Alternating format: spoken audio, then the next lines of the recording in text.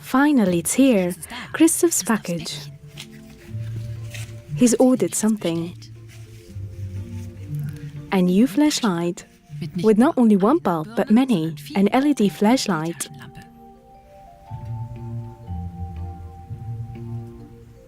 Christoph is excited.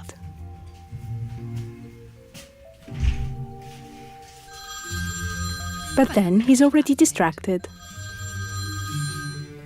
It becomes evening. It becomes night. And the next morning, the flashlight's still on. That's curious, Christoph wonders, that the batteries last this long. Why do the small bulbs use so little energy? How does that work? Christoph thinks that's something that needs to be investigated. Because these small bulbs, the LEDs, are seen everywhere. Meanwhile, in cars, on bikes, texts are written with these small little bulbs. In the boardwalk, you can also see these LEDs. They're everywhere. It's meant to sparkle. There are even spotlights that use these little bulbs. But why do they use so little energy and how do they work? Anton, with his heat camera, can already help out. First, he screwed in an old light bulb. This uses 100 volts. Well, 103 even. How warm does it get when producing light? 206, 207, 248 degrees even. Ouch! That Christoph can even touch it. Now, a so-called energy-saving light. It shines just as bright, but only uses 16 watts and doesn't get as hot. Only 85 degrees. And now an LED light that uses even less. Only 1.5 watts. And is only 33 degrees warm. That can already be touched. Hand warm. That means the LED uses the energy mainly to make light and produces much less heat than the other bulbs. No wonder that needs less energy. But how does it work? Christoph has found someone who can answer his question, so he's paying Uli a visit. Uli works at the Fraunhofer Institute in Freiburg and is one of the many researchers who developed the LED. It looks very scientific here. They are researching atoms here, for example, because that's what it's about. This is a model of a simple atom, a hydrogen atom. The blue ball is the nucleus, and an electron circles around it, the yellow ball. The transparent plastic ball is like the track on which the electron moves. But it doesn't always have to be the same track. Electrons can also jump from one track to the next. Uli explains that to Christoph again on the steps. He takes on the yellow ball, so the electron, and places it on one of the steps and then lets it drop. Now, the electron would be on another track.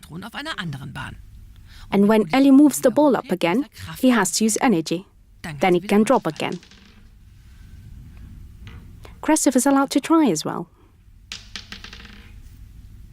If he uses energy, even if just a little sense the ball isn't heavy, then there's energy stored in the ball. And when the ball drops, the energy is released. That is the trick. Here on the stairs, the ball makes a sound because of it. A sound wave. Sounds are waves after all, but in the air. So the energy that is in the ball model transforms into sound waves.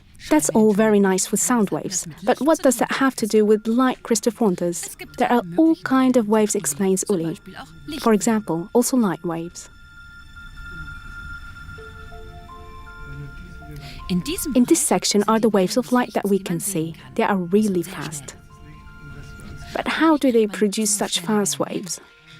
In our model, there was only one electron on the move. But there are different kinds of atoms with many more nuclei and with many more electrons that buzz around. This balloon is going to act as kind of atom cover, where lots of electrons are moving around. In yellow again, our color for electrons. There they are, the electrons. Uli is placing them onto the balloon. And now he wants them to jump. And from where does he get the necessary energy? From Christoph's hair. When he rubs them, electricity is produced. Let's see if it works. It does! The electrons are jumping from one cover to the next. A bit more. And in every time an electron jumps, a little flash of light is produced with many more atoms. It's not just a flash anymore, but just constant light. That is the trick behind LEDs when there's electricity. This is a picture of an LED seen from the side. You can see the many individual atoms which are packed close together, but not just any random way, but in the form of a grid. It's also called a crystal grid, evenly structured atoms. If Christoph wants to see how these crystals are made, Uli and Christoph have to get changed. Because this happens in a clean room.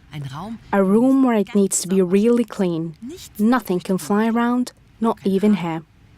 They even have to wear gloves.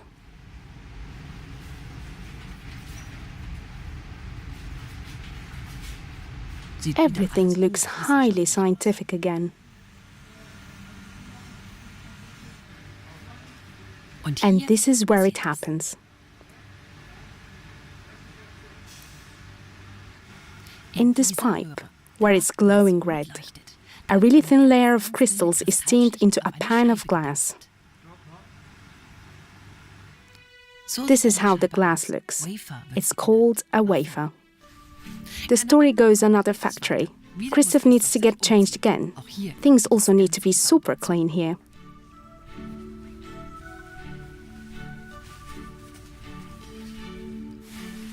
Mr. Raab shows Christoph the machine where the bulbs are made. Christoph cannot see anything at first. The wafer has been cut into really small pieces that are moved here piece by piece. But if you want to see exactly what happens there, you have to look through a microscope. That's how small it is. There are the pieces are picked up one by one. Here you can see it again larger.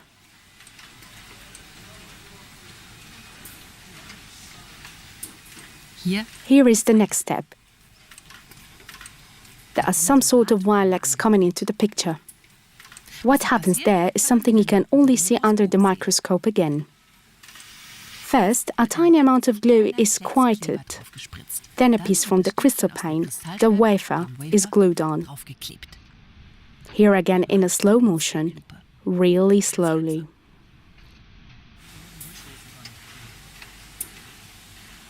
The wire that is added now is made from gold. It's so thin, you can barely see it.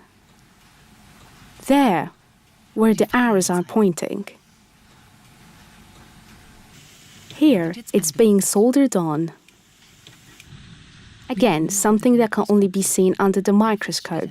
That's where the electricity flows through later.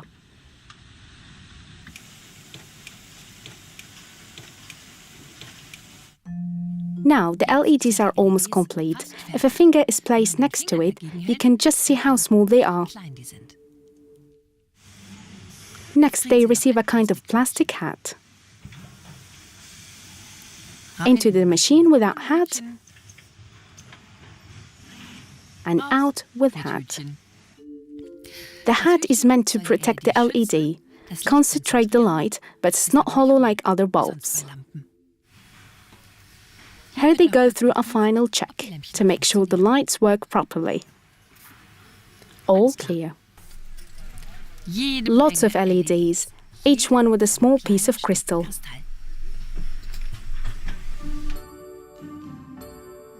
Uli thought of something else. A similar crystal is also used in solar panels. Only in their case, light enters and electricity is produced. Whereas in LEDs, electricity enters and light is produced. That's how one crystal makes the other one shine.